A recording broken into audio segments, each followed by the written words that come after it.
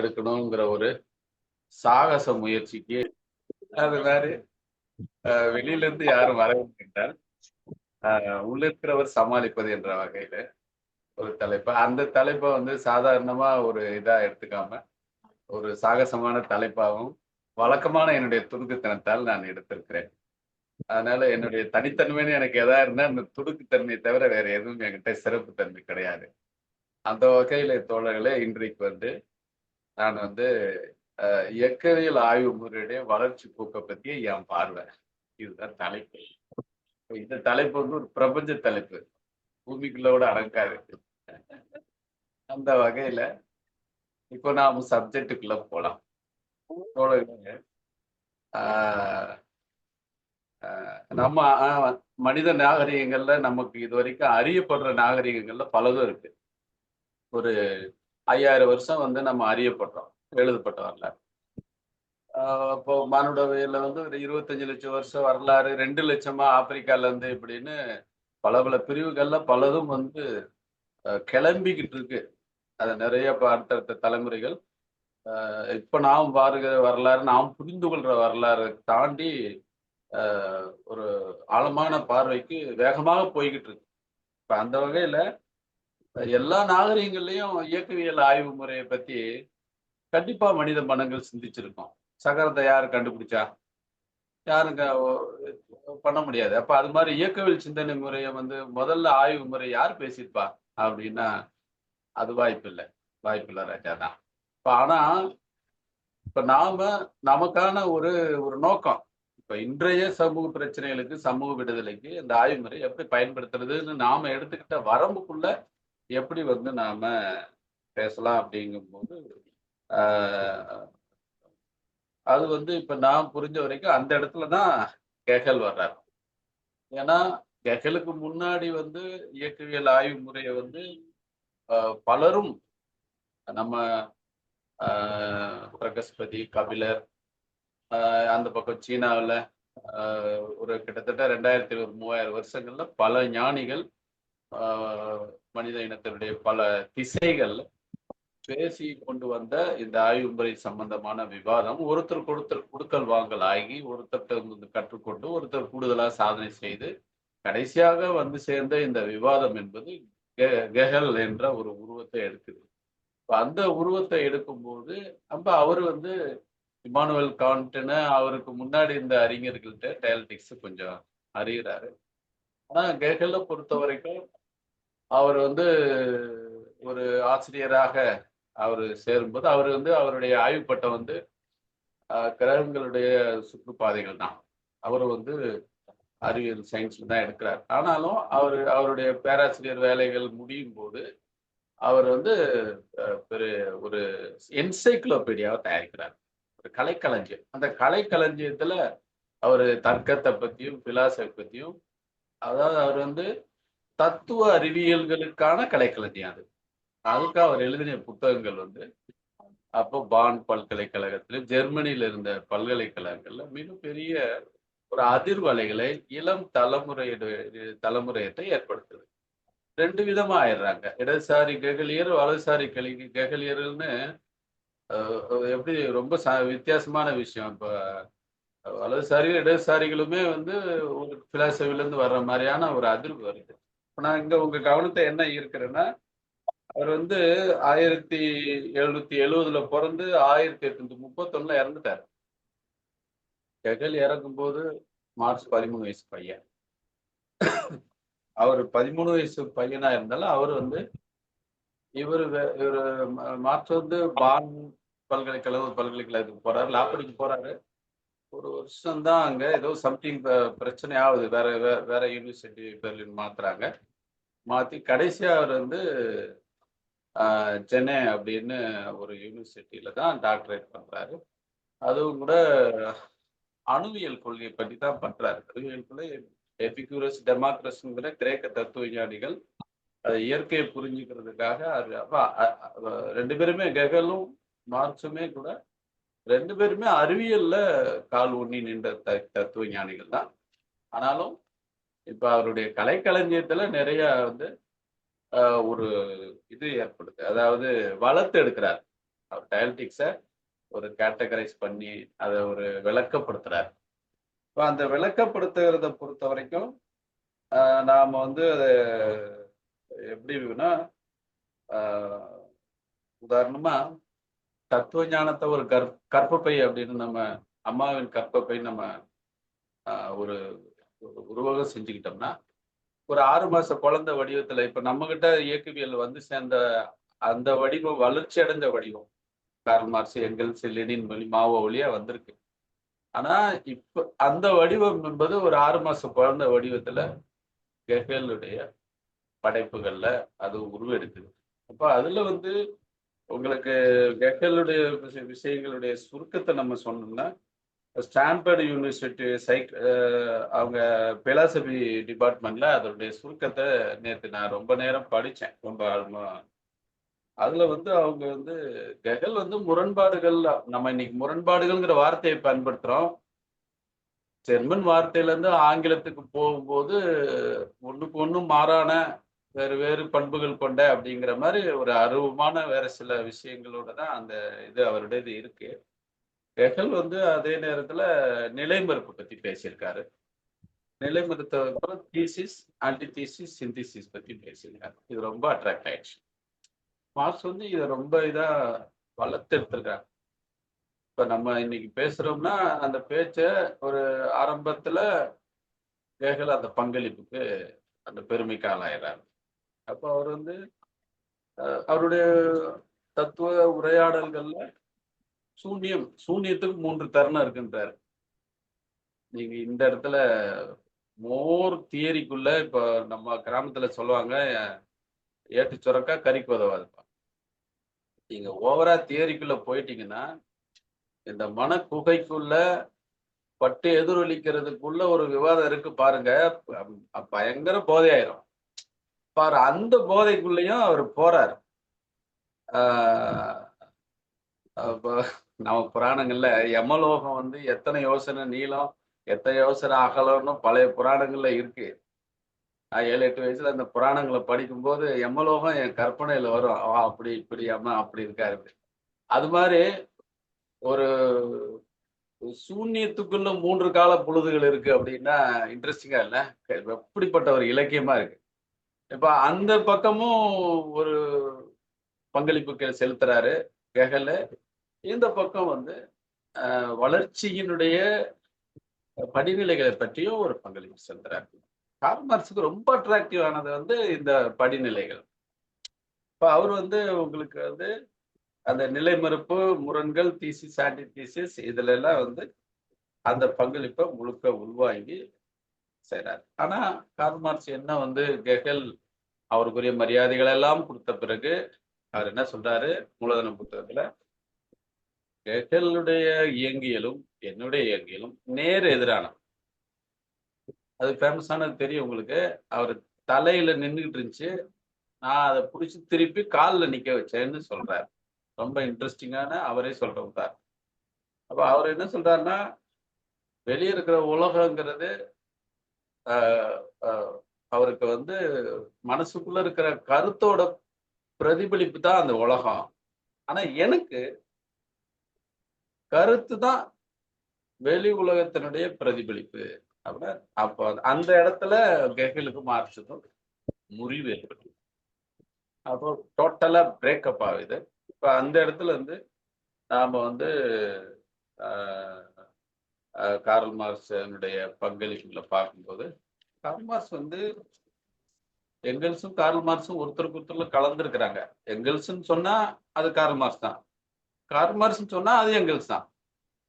அப்போ தத்துவார்த்த பங்களிப்புல அந்த அளவுக்கு அவங்க ஒன்னோட ஒண்ணு கலந்துக்கிட்டு இருக்கிறாங்க. வேலை பிரிவினையில எங்கெல்ஸ் வந்து இயற்கை விஞ்ஞானத்தை பற்றி, இயக்கவியலை பற்றி தனியான புக் எழுதுறாரு. ஆனா மூலதனம் என்பது செயல் வடிவம். அப்போ நம்ம அந்த 2 பகுதியா அதுக்குள்ள அந்த வளர்ச்சி போக்க பார்த்தோம்னு சொன்னா இந்த இடத்துல இந்த பிரேக்கப் ஆச்சுன்னு சொல்றோம் பாருங்க. அப்போ ஒரு புதுசா ஒரு குழந்தை பிறகுது. அதுதான் பொருள் முதல்வாத இயக்கவியல். அப்போ பொருள் முதல்வாத இயக்கவியல் அப்படின்னு சொன்னா, அப்ப அதுக்கு முன்னாடி ஹெகல் பேசினது என்ன? அப்ப போனா நம்ம தியரிக்குள்ள தத்துவம் காட்டுக்குள்ள காணாம போயிடும். இப்ப நமக்கு வந்து சமூக மாற்றத்துக்கான இயக்கவியல் வேணும். அதாவது அப்ளைடு டயலெக்டிக்ஸ். பிராக்டிஸா அப்ளை பண்றதுக்காக நம்ம அந்த நம்மள இழுத்துன்னு போற இடத்துல எல்லாம் நம்ம அந்த கோயில்கள ஓடாம நம்ம வெளிச்சம் பாயிற ரூட்ல மட்டும் போறோம். இதே தோழர்களே, இந்த இடத்துல பொருள் முதல்வாத இயக்கவியல் என்ற ஒரு அழுத்தம் கிடைக்குது. இயக்கவியல் ஆய்வு முறைக்கு. அப்ப இங்க வந்து முரண்பாடுகளுடைய ஒற்றுமையும் போராட்டமும் தான் வளர்ச்சி. அப்படிங்கிற விளக்கங்கள். அது எல்லாமே நம்ம படைப்புகள்ல மார்க்சிசத்தினுடைய படைப்புகள்ல, மார்க்ஸ் எங்கல்ஸுடைய படைப்புகள்ல உற வருது. அப்ப நிலைமறுப்புன்னு சொல்லும்போது, அங்க அளவு மாற்றம், குணமாற்றம், குணமாற்றம் ஆகும்போது நிலை மறுக்கப்படுகிறது. அத இது ரொம்ப மேலோட்டமா சொல்லிட்டோம். ஆனா அந்த இடத்துல நிலை மறுக்கப்படும்போது ஒரு பாய்ச்சல் இருக்கு. இப்ப இது எல்லாமே ஆ இயற்கையினுடைய நிகழ்வுகளுக்கும், சமூக நிகழ்வுகளுக்கும் பொருத்தி பார்க்கிற வகையில இந்த விஷயங்களுடைய விவாதம் வந்து மார்க்சிசத்துக்குள்ள தான் நடக்குது. ஆனா இதுல வந்து இப்ப ஆ ரஷ்யாவுல ஆ ரஷ்யாவுக்குள்ள வந்து மூலதனம் இது அ ரஷ்யாவுக்குள்ள இயக்கவியல் சிந்தனை ஆய்வு முறை நடந்த பரிணாம வளர்ச்சிகள் வந்து மிக சிறப்பானது. ஏன்னா நம்ம ஏற்கனவே பேசியிருக்கோம். 1867ல ஜெர்மன் மொழியில மூலதனத்த கார்ல் மார்க்ஸ் எழுதி முடிச்ச உடனே 5 வருஷத்துல ரஷ்ய மொழியில வருது. அவங்க கம்யூனிஸ்ட் அறிக்கையில வந்து அவங்க என்ன சொல்றாங்கன்னா, 1848ல கம்யூனிஸ்ட் கட்சி அறிக்கை எழுதும்போது, அவங்க ரஷ்யால ஒரு நாடா அது அப்படிங்கிற மாரி நாங்க இருந்தோம். ஆனா ஒரு 1/4 நூற்றாண்டுக்கு பிறகு கார்ல் மார்க்ஸ் சாகறதுக்கு 1 வருஷத்துக்கு முன்னாடி, ஒரு 2 வருஷத்துக்கு முன்னாடி 1881ல 83ல சாகுறாரு. 81ல அவர் வந்து 2 பேரும் சேர்ந்து ஒண்ணு எழுதுறாங்க. அப்ப சொல்றாங்க, 25 வருஷத்துக்கு முன்னாடி ரஷ்யா ஒரு நாடு இல்ல. ஆனா இப்போ ஜார் மன்னர் புரட்சியின் கைதியா இருக்கார். அப்ப இவரு பிளக்கானோவ் இவங்கெல்லாம் எங்கல்ஸோட நண்பர் ஆயிடுறாங்க. அங்க ரஷ்யாவுல ஒரு புரட்சிகர செயல்பாட்டாளர்கள், பிலாசபர்ஸ், அறிஞர்கள், தொழிலாளி மற்ற எல்லா வர்க்க அடுக்குகள்ல இருந்து வந்தவங்க. அது ஒரு பரபரப்பு இருக்காங்க. அத வந்து கூர்ந்து கவனிக்கிறாங்க. மார்க்ஸ் கடைசி காலத்துல ரஷ்ய மொழி, ரஷ்யாவினுடைய விவசாய உறவுகள ப படிக்கிறதுல இருக்காரு. அப்போ எஸ்.வி. ராஜதுரை எழுதிய கம்யூனிஸ்ட் கட்சி அறிக்கையினுடைய வரலாற்றுல ஒரு முக்கியமான தகவல் கிடக்கு. அப்போ இந்த அளவு மாற்றம், குணமாற்றத்த வந்து அப்ளை பண்ணும்போது, மெஜாரிட்டி தொழிலாளி வர்க்கமா இருக்க இங்கிலாந்துல தான் வந்து பொதுவா ஆ சோசியலிச மாற்றம் நடக்கும் அப்படிங்கிற எதிர்பார்ப்புக்கு மாறாக, அங்க ஒரு அறிஞர் வந்து ரஷ்யாவுல நிலம் வந்து பெரும்பாலும் பொது உடைமையா இருக்கிறதுனால, இங்க வரலாம் அப்படிங்கிற மாரி ஒரு கருத்த சொல்றாரு. முதல்ல அதை மறுக்கிற மார்க்ஸ், எங்கெல்ஸ் ஆயிர மார்ச் 1881 கடைசியா எழுதுற அந்த 2 பேரும் ஒண்ணா சேர்ந்து எழுதுற இதுல, பல காரணங்களால அதை ஏத்துக்கிற மனநிலைக்கு வர்றாங்க. அப்பதான் அவங்க வந்து அதுல என்ன எழுதுறாங்கன்னா, ஆ அ அ ரஷ்யாவுல வந்து அ தொழிலாளி வர்க்கம் வந்து ஒரு ஒரு பிலாசபிக்கல் புரிதலோட எழுந்து வருது. ஒப்பீட்டு அளவுல முதலாளி வர்க்கம் குழந்தை பருவத்துல இருக்கு. இங்க வந்து அ விவசாயம் வந்து அதாவது நிலம் வந்து கணிசமான அளவு பொது உடைமையா இருக்கு. ஒருவேளை இவங்க அதிகாரத்த கைப்பற்றிட்டாங்கன்னா, கொஞ்சம் குறுக்கு வழியில இவங்க வந்து சோசலிசத்துக்கு போக வாய்ப்பு இருக்கு என்ற ஒரு சாத்தியப்பாட்டை அங்கீகரிக்கிறாங்க. இப்ப இந்த அ இந்த இந்த இடத்துல தான் உங்களுக்கு வந்து ஆ அ ரஷ்யாவுல நடக்கிற இந்த ஆ பிலாசபி சம்பந்தமான, அரசியல் பொருளாதார சம்பந்தமான, மார்க்சிய சம்பந்தமான வேகமான ஈர்ப்பு, முதல் அட்ராக்ஷன் அதனுடைய ஒரு பல பரிணாம வளர்ச்சியினுடைய ஒரு பாய்ச்சலா தான் ரஷ்ய புரட்சி இருக்கு. இது லெனினே இடையில தான் வர்றாங்க. பிளக்கானோவ் தான் ரஷ்ய மார்க்சிசத்தின் தந்தைன்னு அறியப்படுறாரு. ஆனா கடைசியா அது ஒரு சில விதிவசம் நடந்தா கூட, லெனின் வந்து உங்களுக்கு வந்து அ இயக்கவியல் சிந்தனை ஆய்வு முறையவும், அரசியல் பொருளாதாரத்தையும் மூலதனத்தையும் வாசிச்சு அவரை அதை நடைமுறைக்கு அப்ளை பண்ணுவதற்கான வீரமிக்க முயற்சிகள் பண்ணவரா வளர்த்தெடுத்தவரா அங்க இருக்கார். இப்ப அங்க ஒரு மிகப்பெரிய ஒரு தலைமுறை உருவாகுது. அந்த தலைமுறையில ஒருத்தரா தான் நானும் சுகுமார் தோழரும் சிலாகிச்சு பேசுகிற இயக்கவியல் பொருள் முதல்வாதத்தை பற்றி எழுதிய கிரபிவின். கிரபிவின் போட்டோ கிடைக்கல, எதுவும் கிடைக்கல, ப்ரொஃபைல் தேடிக்கிட்டே இருக்கோம். ஆனா ஒரு எழுத்தாக்கம்னு ஒன்று, ஒரு விவாதம், ஒரு புத்தகம்னு போட்டா அவனுக்கு அழிவு இல்லைங்கிறதுக்கு ஒரு மிகப்பெரிய அடையாளம் வந்து இந்த புத்தகம். இந்த புத்தகத்துல இயக்கவியல் ஆய்வு முறைய வந்து ஒரு அப்ளைடு டயலெக்டிக்ஸாக, அதாவது இன்றைய நடைமுறைக்கு தேவையற்ற இந்த ஏட்டுச் சுரைக்காய் தத்துவங்களை கழித்து கட்டி உள்ளதை உள்ளபடி கரெக்டாக புரிந்து அதை தலைகீழ புரட்டுவதற்கான ஆய்வு முறையாக அதை சிக்கி விடுதலைக்காக சிக்கி போய் நம்ம சித்திரவதைப்பட்டு கொண்டிருக்கிற மக்கள் பகுதியினர், பாட்டாளி வர்க்கம் உள்ளிட்டவங்க, அவங்க இந்த புரிதலை உள்வாங்கி தங்களை தாங்களே விடுதலை செய்து கொள்வதற்கான ஒரு தத்துவ ஆயுதமாக அதை வார்த்தெடுக்கிறாங்க. இப்போ அந்த வகையில இந்த இயக்க நானும் தோழர் சுகுமார் தோழரும் சிலாயிச்சு இன்னும் பத்திரமா பத்திரப்படுத்தி இருக்கிற அந்த புத்தகத்தை பொறுத்த வரைக்கும் அதுல கிரபிவின் வந்து மிக ஆழமான சில ஆய்வு சொல்றாரு. அவர் என்ன சொல்றாரு, எங்கெல்ஸினுடைய பங்களிப்பை அழகா வந்து பதிவு செஞ்சிருக்கிறார். அது என்னன்னா அவரு பிரபீன் என்ன சொல்றாருன்னா, இயக்கவியலை பற்றிய 2 புகழ்பெற்ற வரையறைகளை எங்கெல்ஸ் தான் செஞ்சிருக்காங்க. அதுல ஒண்ணு இயற்கையின் இயக்கவியல் என்ற புத்தகம். நம்ம ஏற்கனவே அதுல வாசிச்சிருக்கோம். அந்த இயற்கையின் இயக்கவியல் புத்தகத்துல வந்து அதை வந்து அவங்க தொடர்புகளின் விஞ்ஞானம் அப்படின்னு எஸ்டாப்ளிஷ் பண்றாங்க அப்படின்னு அவர் சம்மரி கொடுக்குறாரு. அதுக்கப்புறம் டூரிங்க்கு மறுப்புல அவர் வந்து எல்லா வகையான இயக்கம், எல்லா வகையான வளர்ச்சியின் சர்வ பொதுவான விதிகளின் விஞ்ஞானம். அது என்னன்னா, சர்வ பொதுவானங்கிற தமிழ் சொல்லுக்கான இது என்னன்னா யூனிவர்சல், அதுதான் சர்வ பொதுவான டிரான்ஸ்லேட் பண்ணியிருக்காங்க அப்படின்னு 2 பெரிய வரையறைகளை எங்கெல்ஸ் செய்றாங்க. அப்போ நீங்க இந்த இடத்துல கெகல் எந்த இடத்துல அவங்க பங்களிப்பை செலுத்திட்டு காலாவதியாக தொடங்கினாங்க, எந்த இடத்துல மார்க்ஸும் எங்கெல்ஸும் அதை வளர்த்து எடுத்துட்டு வர்றாங்க அப்படிங்கிற மாதிரி. மற்ற கெகல் பற்றிய விமர்சனங்களாக நிறைய படைப்பு இருக்கு. நான் அதுக்குள்ள எல்லாம் போனோம்னா நான் காணாம போயிடுவேன். நான் வந்து உங்களுக்கு மையச்சரடான முதுகெலும்பு மாதிரியான ஒரு விவாதத்தை தான் இந்த 40 நிமிஷத்துக்குள்ள நான் கடகடன்னு ஓடிடலன்னு பாக்குறேன்.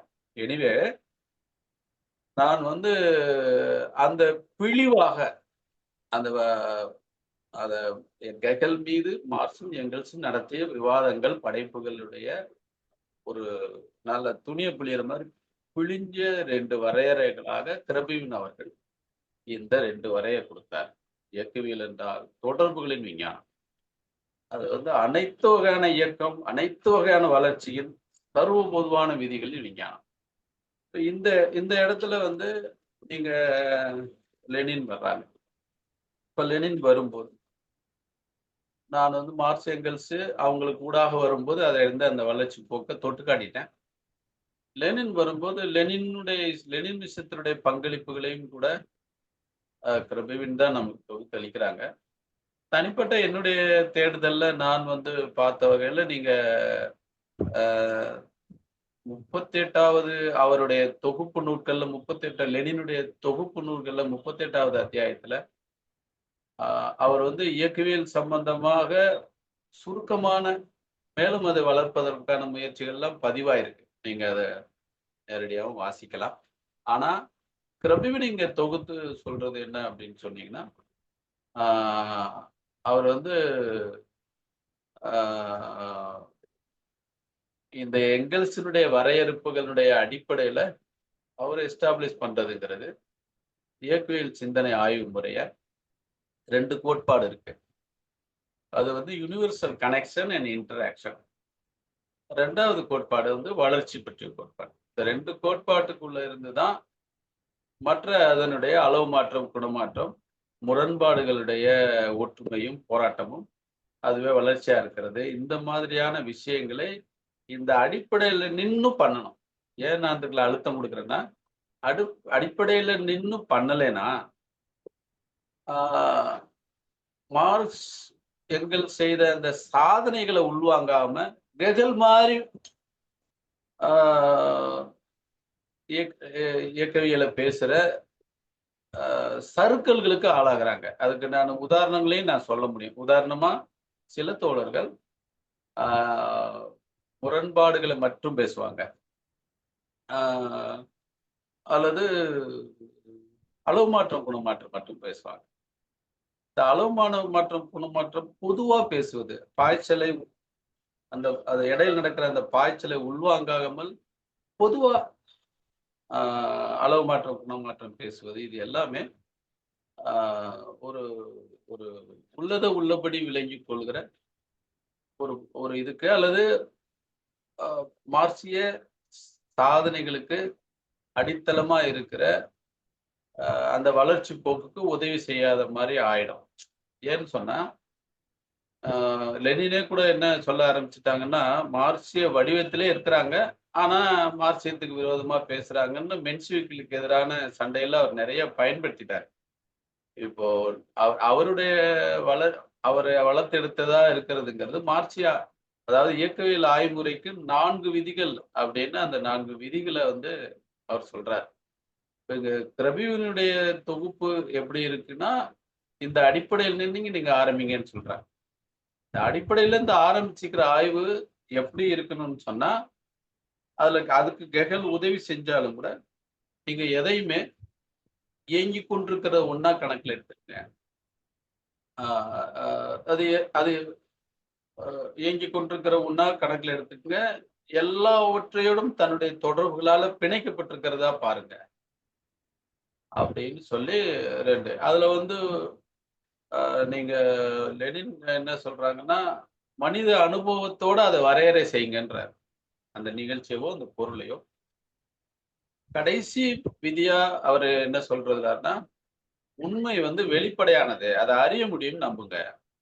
அப்படி சொல்றாரு. இப்ப இது வந்து அ ஒரு புரட்சியாக, ஒரு எழுச்சியாக மார்க்சிய கருத்துக்கள் பரிணாமம் அடைஞ்சு ஒரு சமூகத்தின் கொந்தளிப்ப, அதுக்கு ஒரு தலைமை தாங்குற அந்த காலகட்டத்துல விவாதிக்கப்படுகிற வளர்ச்சி போக்கா இருக்கு. அப்போ இந்த இந்த இதுல வந்து ஆ தோழர் ரவீந்திரன் தோழரும் ஏற்கனவே சொல்லுவாங்க. ஹெகல் வந்து ஜெர்மன் மொழியில ஒண்ணும் அதுக்கு எதிரானதும் அப்படின்னு இருக்கிறாரு. அத வந்து ஆங்கிலம் பண்ணும்போது கான்ட்ரடிக்ஷன் பண்ணிட்டாங்கன்னு ஸ்டான்பர்ட் யூனிவர்சிட்டியில ஒரு இன்டர்பிரட் பண்றவரு சொல்றாரு. இப்போ முரண்பாடுகளை பற்றிங்கிற விஷயத்துல வந்து உங்களுக்கு வந்து மாவோடைய இதுல வந்து நட்பு முரண்பாடுங்கிற ஒரு ஒரு ஒரு பங்களிப்பா அவர் செலுத்துறாரு. அப்ப முன்னாடி முரண்பாடுனாலே பகையாத்தான் பார்க்கிறது அப்படிங்கிற மாரி இருந்த இடத்துல, அங்க கள அனுபவத்தோட பார்க்கும்போது ஐக்கிய முன்னணியா ஒரே நேரத்துல அதாவது இப்ப ஒ எதிர்நிலைகளின் ஒற்றுமையும் போராட்டம். இதான் சரியான தமிழாக்கம். முரண்பாடுங்கிறதுக்கு பதிலா அந்த எதிர்நிலைகள்ங்கிற சொல்ல பயன்படுத்துறாங்க. ஏன்னா, ஆ முரண்பாடுன்னு சொல்லும்போது ஒண்ணு எம்ஜிஆர், ஒண்ணு நம்பியார்ன்னு புரிஞ்சுக்கூடாது. ஒண்ணு எம்ஜிஆராவும் இருக்கு, நம்பியாராவும் இருக்கு. இன்னொன்னும் எம்ஜிஆராவும் இருக்கு, நம்பியாராவும் இருக்கு. இது வந்து ஒரு எடுத்துக்காட்டு. இப்ப அந்த வகையில ஆ ரஷ்யாவுல இருந்த ஆ லெனினுடைய அவருடைய பங்களிப்புகள் இயக்கவியலுக்கான வளர்ச்சி போக்கா பெரிய அளவுக்கு வளர்ந்திருக்கு. சீன போக்கு நம்ம நகர்ந்தோம் அப்படின்னு சொன்னா, சீனத்தில தோழர்களே நம்ம இந்த 100 அவங்களுடைய கம்யூனிஸ்ட் கட்சிக்கு 100 வயசானவொன்னே அந்த கட்டுரைகள் படிக்கும்போது ஒரு இன்ட்ரஸ்டிங் தகவல் என்னன்னா, மாவோ படிச்சத விட லெனின் தான் நெறைய படிச்சாங்க அவங்கன்னு ஒருத்தர் சொல்றாரு. கேட்டா கூட சொல்றாரு. Very interesting. அதாவது லெனின் மூலமா லெனின் மூலமா மார்க்ஸ அவங்க வந்து உய்த்துணர்ந்து கொண்டாங்க அப்படின்னு. அப்ப நீங்க விவேகானந்தர் சொல்வாரு, செயல்முறை வேதாந்தம் பாரு. வேதாந்தம் பேசிட்டு தெரியாதீங்கடா அப்படின்னு சொல்லி உழைக்கும் மக்கள் வந்து வேட்டுங்கள, வீணர்கள சொல்லுவாங்க. ஆனா அதுக்குள்ள ஒரு இன்டர்பிரடேஷன் என்ன குடுக்குறாருன்னா, செயல்முறை வேதாந்தம். இப்ப செயல்முறை வேதாந்தம்னு சொல்ற மாரி இங்க லெனினுடைய விஷயங்கள் வந்து செயல்முறை டயலெக்டிக்ஸா, அதாவது மற்ற இன்டர்பிரிட்டேஷன் தத்துவம் ரொம்ப ஆழமா அருவமான வார்த்தையாடலுக்கு பதிலா ஸ்ட்ரைட்டா வெளிப்படையான பார்க்கக்கூடிய விஷயங்களா இருந்திருக்கு. அதனால சீன தோழர்களுக்கு வந்து லெனின் மிக அட்ராக்ட் ஆயிருக்கிற மாதிரி தெரியுது. அந்த வகையில உங்களுக்கு வந்து ஆஹ் லெனினுடைய இது படிச்ச பிறகுதான் உங்களுக்கு மாவோவுடைய பங்களிப்பு அந்த இடத்துல வருது. இப்ப பொதுவா தோழர்களே, என்னுடைய புரிதல் இப்ப நான் வந்து மார்க்ஸ வந்து 24 வயசுல அவரை விட வயசுல மூத்த ஒருத்தர் என்ன சொல்லியிருக்காருன்னா, இந்த பையனுக்கு 24 வயசு தான். ஆனா இப்பவே அவருக்கு முன்னாடி தான் ஒரு 5, 6 தத்துவ ஞானிகள வந்து ஒண்ணா சேர்த்து வச்ச உருவமா இவர் இருக்காரு அப்படின்னு. இந்த 24 வயசுல அந்த பேர் வாங்குனாரு அப்படின்னா, அதனுடைய ரகசியம்னு நான் என்ன கருதுறேன்னா, உங்களுக்கு கேட்கல படிச்ச உடனே தலையில நிக்கிறாருன்னு தோணுதுல்ல. தைரியமான சிந்தனை இருக்குல்ல. அது 24 வயசுல எப்படி வந்ததுன்னா, அவர் வந்து டாக்டர் பட்டத்த அவருடைய மாமனாருக்கு, அதாவது பொண்ண கட்டிக்கல. எதிர்கால மாமனார் தான். ஆனா மாமனாருக்கு தான் அத வந்து பண்றாரு. கார்ல் மார்க்ஸ் டாக்டர் பட்டமும் அணுவாத கொள்கை தான். எபிகூரஸும் அவர் வந்து அரிஸ்டாட்டிலுக்கு எதிரியானா இருந்தவங்க அவங்கெல்லாம். அரிஸ்டாட்டில் வந்து அடிமையை பேசும் கருவின்னாரு. அதனால அரிஸ்டாட்டில மார்க்ஸ் தூக்கி வச்சுட்டாரு. டெமோக்ரட்டஸும் எபிகூரஸும். இதெல்லாம் கூட நம்ம நம்ம மரபுல வந்து பரப்பக்கம்னு சொல்லுவோம். நம்ம வந்து அதாவது சாங்கியம் உள்ளிட்ட இந்த பொருள் முதல்வாத கருத்துக்கள் எல்லாமே இப்படி ஒரு புத்தகம் இருந்ததுன்னு திட்டுறது புத்தகங்கள் மூலமா தான் அறிகிறோம். அந்த ஒரிஜினல்ஸ் கிடைக்கலன்னு சொல்லுவோம். சேம் கேட்டகரி இந்த எபிகுரஸுக்கும் இந்த டெமோக்ராட்டிஸ்க்கும் அவங்கள தான் சூஸ் பண்ணி அவர் தன்னுடைய டாக்டர் ஆய்வு பட்டத்துக்கு வந்து கார்ல் மார்க்ஸ் எடுத்துக்கிறாங்க. அவங்க அந்த தூண்டல் எங்கிருந்து வந்ததுங்கிறதுக்கு ரொம்ப முக்கியமான அம்சம் வந்து அந்த வெஸ்ட்பால்ன்னு சொல்லக்கூடிய அந்த மன்னர் பக்கத்துல இருந்த பிரபுவா இருந்தா கூட முற்போக்கா இருந்தா அவருடைய மாமனார். அதாவது கார்ல் மார்க்ஸ் அப்பாவும் அவரும் ரொம்ப க்ளோஸ் ஃப்ரெண்ட்ஸ். 2 ஃபேமிலியும் வந்து இருக்கும்போது இந்த குழந்தைகளுக்கு முற்போக்கான விஷயங்களை கதைகளா சொல்லுவதும், குழந்தைகளோட ரொம்ப உறவாடி அவங்கள மோட்டிவேட் பண்ணி வளர்த்தெடுக்கிறதுல வெஸ்ட்பாலனுக்கு ஒரு பெரிய ரோல் இருந்தது. இப்ப அதனாலதான் அவரை மென்டரா அவர் கருதி இருக்கிறார். அப்பாவுக்கு இணையா அல்லது அப்சல்யூட்ல அப்பாவுக்கு கூடுதலா கூட.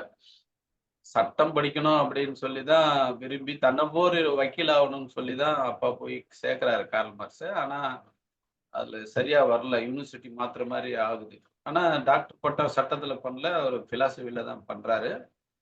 பண்ணி முடிக்கிறதுக்குள்ள கார்ல் மார்க்ஸ் அப்பா தவறிடுறாங்க. அதனால முனைவர் பட்டம் என்பது அந்த எதிர்கால மாமனாருக்கு தான் தரப்படுது. அந்த வகையில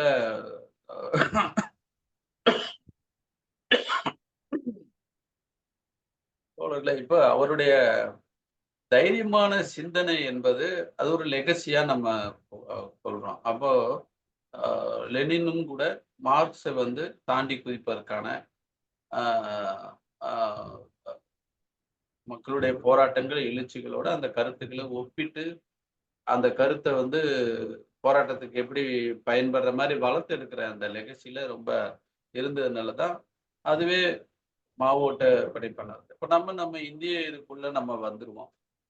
இப்ப நம்ம இந்திய இதுல இயக்கவியல் சிந்தனை முறையை வந்து வளர்ச்சி போக்கா அதை உள்வாங்கி பேசினவங்கல என்ன அறிவு கேட்டேன். அது ஒரு மிகப்பெரிய ஆராய்ச்சி பண்ணி ஒரு டாக்டரேட் வாங்கணும்னு இல்லை. நான் அதை என்னுடைய பாதையில குறுக்கிட்ட ஒரு புத்தகங்களை படித்திருக்கேனே ஒழிய நேரடியாவோ அல்லது தேடியும் படிச்ச பழகுன தோழர்கள் முக்கியமான ஆளுமைகளும் பழகக்கூடிய அதிர்ஷ்டம் எனக்கு கிடைச்சது. அந்த வகையில நான் வந்து என்னுடைய பிரதிபலிப்பு இருக்க ஒழிய நீங்க ஒவ்வொருத்தரும் உங்களுக்கான சொந்த பிரதிபலிப்பை நீங்க உருவாக்கிப்பீங்கிற நம்பிக்கையில தான் நான் என்னுடைய இந்திய விஷயங்களுடைய பிரதிபலிப்பை நான் இறுதி பகுதியா சொல்ல விரும்புறேன்.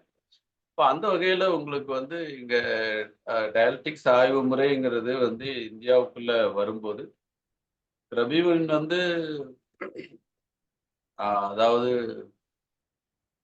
கிமு 1000 வாக்கிலேயே வந்து இந்த பொருள்முதல்வாத கருத்துக்கள் வந்து சீனத்திலேயும், இந்தியாவிலேயும் பல்வேறு வகையில இருக்கு அப்படின்னு ரொம்ப காலத்துக்கு முன்னாடியே பதிவு செய்திருக்காங்க. அந்த அதுக்கு பிறகு இன்னைக்கு புதிய விஷயங்கள் நம்ம கீழடி வரையாக நிறைய இன்றைக்கு இந்த வரலாறு திருத்தி எழுதப்படும்போது, இன்னமுமே வந்து இந்த ஆர்டிபிஷியல் இன்டெலிஜென்ஸ் காலத்துல நிறைய இப்ப அடுத்து மாற்று விஷயங்கள் சொல்லப் போறாங்க. ஆனாலும் இப்ப என்ன அளவுல நம்ம வந்து மார்க்சியம் அல்லது இயக்கவியல் ஆய்வு முறை இந்தியாவுக்குள்ள வந்தது என்பது எப்படிங்கிறதுல ஒரு அருமையான தகவல் வந்து உங்களுக்கு அருணுடைய கம்யூனிஸ்ட் வரலாறுல அவர் போட்டிருப்பாரு.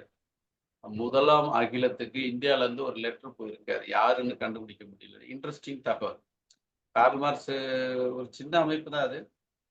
அவரு இந்தியாவ கணக்குல எடுத்து ஏன்னா அப்ப இங்கிலாந்து வந்து 56 நாடுகள சூப்பர் பவரா அது எல்லாத்தையும் கேப்சர் பண்ணிட்டு இருந்த நேரத்துல தனியா எடுத்துக்கணுமா அப்படின்னு தெரியல. ஆனா சர்வதேச தொழிலாளர் இயக்கம்னு முதலாவது இல்லத்தை நடத்தும்போது இந்தியாவில இருந்து யாரும் டெலிகேட் கிடையாது. ஆனா அருணுடைய புத்தகத்துல இந்தியாவுல இருந்து ஒரு கடிதம் போய் எங்களையும் சேர்த்துக்குங்கன்னு இருக்கு. ஆனா அது யாரும் கண்டுபிடிக்க முடியலன்னு ஒரு இன்ட்ரெஸ்டிங் தகவல் இருக்கு. அந்த வகையில அது ஒண்ணு. 2வது நம்ம பாரதி இந்த இந்தியா பத்திரிகையினுடைய ஓனரா இருக்கிற என்பிடி ஆச்சாரியா அவரு தான் ஓனரா இருக்கிறாரு. அவர் பாரதியிட்ட நடத்த சொல்லிட்டு அவரு ஜெர்மனி போய் லண்டன் போய் கடைசியா தாஸ்கண்ட் முதல் கட்சி கிளையில அவர் இருக்காரு. அவர்கிட்ட ஒரு சின்ன விவாதம் இருக்கு. அதாவது மார்க்சியம் இது சம்பந்தமா அப்ப எல்லாரும் அட்ராக்ட் ஆகுறாங்க. ஏகாதிபத்திய எதிர்ப்பு போராளிகளா இருக்கிற எல்லாரும் மார்க்சியத்தால் அட்ராக்ட் பண்றாங்க. அதுக்குள்ள வலதுசாரியில இருக்காங்க. வ.உ.சி. ஐயர் அல்லது சாவர்கர் இந்த மாதிரி கலந்த பலரும் வந்து ஒன்னா இருந்து அப்புறம் தான் திசை திசையா பிரிகிறாங்க. அந்த வகையில இந்தியாவுக்குள்ள மார்க்சிசம் டயலக்டிக்ஸ் வரும்போது அவர் ரொம்ப குறிப்பானவரா எம்.என். ராய் மாறுறாரு. எம்.என். ராய் வந்து அவரு பெங்கால்ல இருந்து ஒரு கப்பல் நிறைய ஆயுதத்தை கொண்டு வந்தா வெள்ளக்காரனை துரத்திடலாம் அப்படிங்கிற மாதிரி அவரோட தீவிரவாத கருத்துக்கள் ஒண்ணு. அதாவது அவருக்கு தீவிரவாத கருத்துன்னு சொன்ன மாதிரி தெரியல. அவரு ஒரு வழிமுறையை வைத்திருக்கிறார்.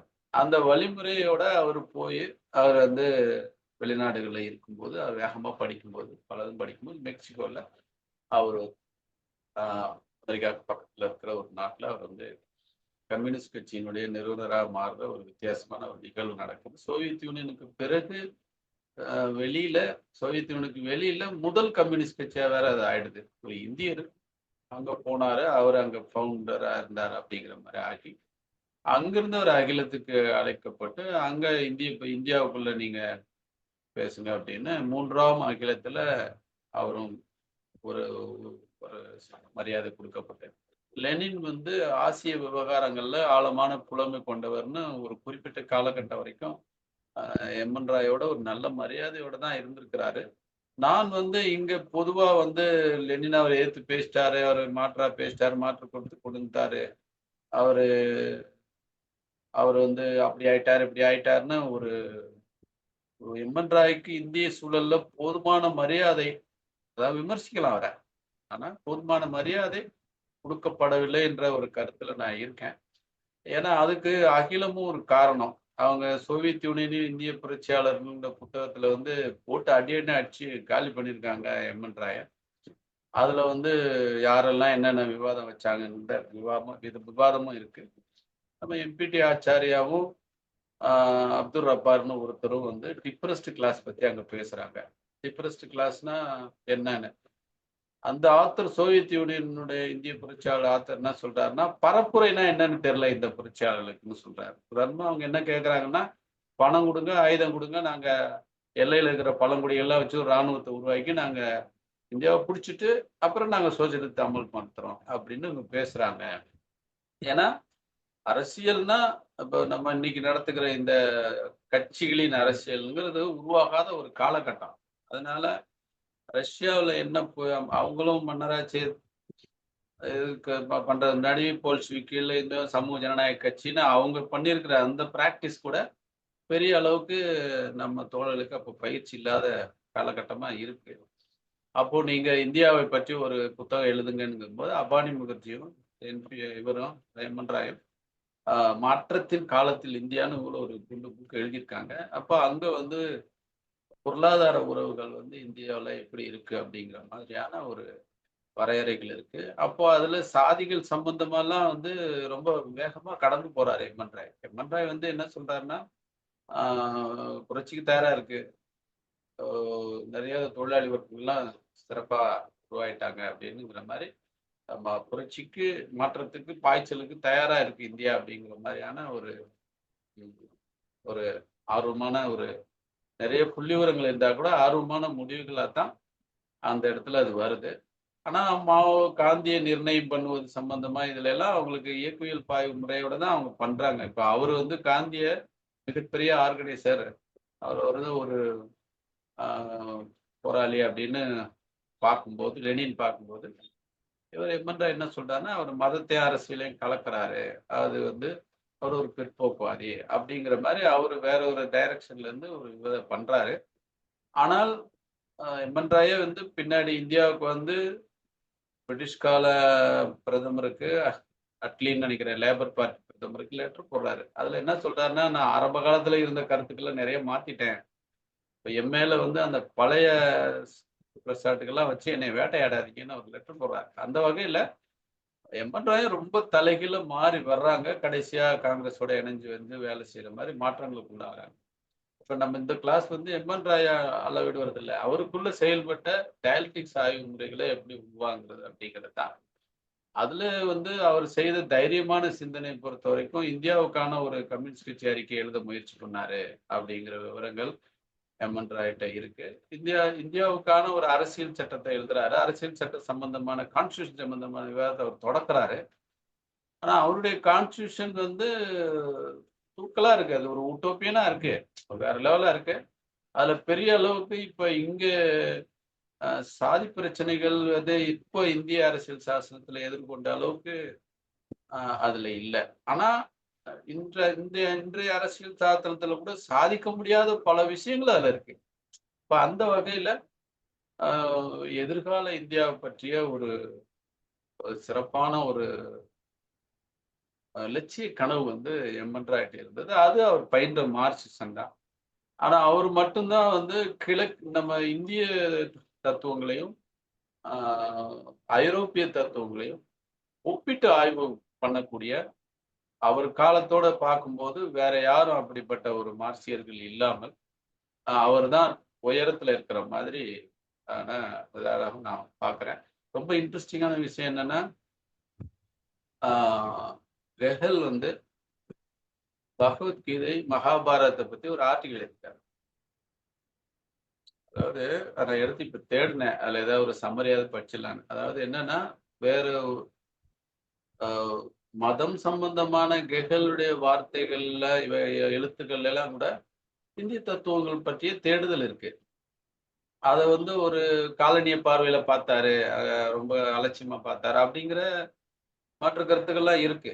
ஆனா கெகல் உருவாக்குன இயக்கவியல் விதிகள் வகைகள் அல்லது அந்த விவாதத்துக்குள்ள அவர் கணக்குல இந்தியா உள்ளிட்ட இந்த தத்துவங்களுடைய தாக்கங்களும் இருக்குங்கிறது என்னுடைய இன்டர்பிரேஷன். நான் அதாவது வந்து உங்களுக்கு ஐரோப்பாக்குள்ள ஜெர்மன் சித்தாந்தம் அல்ல ஜெர்மன் தத்துவ ஞானம்னு சொல்லும்போது, ஏன்னா ஜெர்மன் பிலாசபின்னு ஒரு புத்தகம் இருக்கு. அது வந்து நம்ம இந்திய துணை கண்டத்துல இருந்து ஒரு குடுக்கல் வாங்கல் இல்லாமல் அங்க உருவாயில்லை. நாமளும் அங்க இருந்து கத்துக்கிறோம். நம்ம அந்த இதுக்காக நான் சொல்ல வரேன்.